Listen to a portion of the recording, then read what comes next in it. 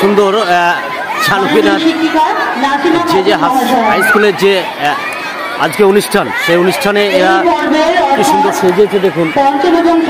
Police সেজেছে, প্রতিযোগীরা প্রবেশ করছে।